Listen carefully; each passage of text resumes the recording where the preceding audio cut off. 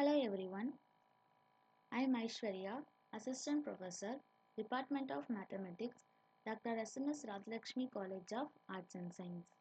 In this video, we are going to see K-means cluster algorithm in the course Statistical Foundation of Data Analysis.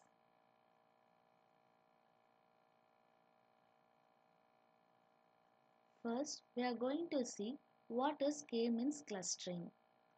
So, the K-means clustering is a technique used to organize data into groups based on their similarity. For example, online store uses K-means to group customers based on purchase frequency and spending, creating segments like budget shoppers, frequent buyers, and big spenders for personalized marketing. The algorithm works by first randomly picking some central points called centroids, and each data point is then assigned to the closest centroid, forming a cluster.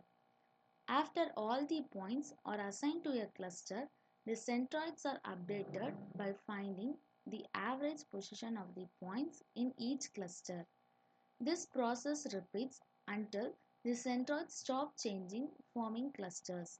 The goal of clustering is to divide the data points into clusters so that similar data points belong to same group. Next, we are going to see how K-means clustering work. Here, given data set of items with certain features and value of these features. The task is to categorize those items into groups. To achieve this, we will use the K-means algorithm. K in the name of the algorithm represents the number of groups or clusters we want to classify in our items into. Next, we are going to see tasks performed by K-means clustering algorithm. The tasks are partitioning data, pattern recognizing, feature reduction, anomaly detection, segmentation, and data summarization. So the first one is partitioning data. That is, it divides data into K clusters based on similarity. And the next one is pattern recognition. It identifies hidden structures in data. And the third one is feature reduction. This feature reduction represents data using cluster centers for simplification. And the fourth one is anomaly detection. It finds outliers that don't fit into any clusters. So the fifth one is segmentation. This segmentation is used in customer, image, and document segmentation. And the last one is data summarization. That is, it compresses data into key representative clusters. So the next one is steps of K-means algorithm with visualization. So first we have to initialize the data points.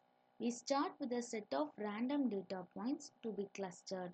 And the next we have to choose K and initialize centroids. That is, we have to select K random points as the initial centroids. After that, we have to assign each data point to the nearest centroid. That is, we compute the equivalent distance from each point to all centroids and assign it to the nearest one. After that, we have to update the centroids. That is, we have to compute the new centroid for each cluster by taking the mean of all assigned points. So next we have to repeat this third and fourth step until we obtain the convergence. That is, we have to reassign points and update centroids until they no longer move. So the below is the pictorial representation of this K-means cluster algorithm. Here the first graph represents the initial data points and the second graph represents the initial centroid, that is the cross mark which is given in the red color, that is the centroid, and the third graph which is the final clusters and centroids. Thank you.